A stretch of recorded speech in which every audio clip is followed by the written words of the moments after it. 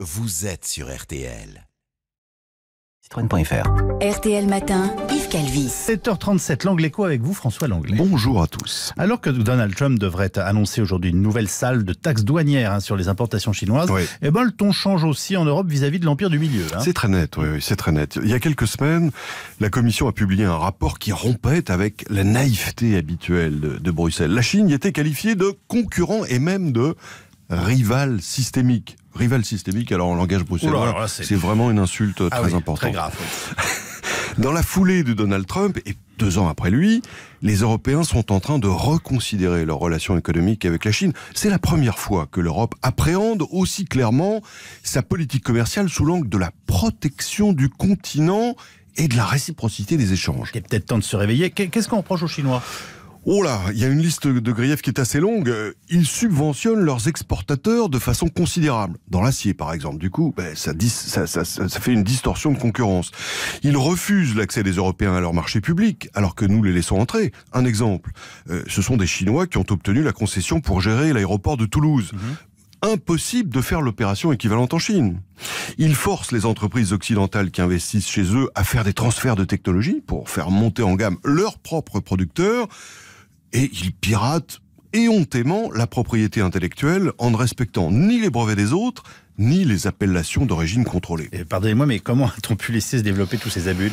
C'est étonnant. Une forme d'idéalisme, la foi dans les bénéfices de l'ouverture totale des frontières, l'espoir de profiter du marché intérieur chinois, on l'appelait le marché du siècle, hein. Ouais. Tout ça a joué.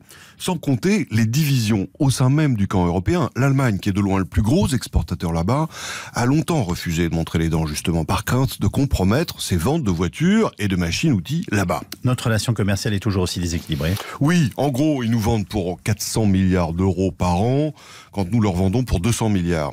Mais il y a des différences importantes selon les pays.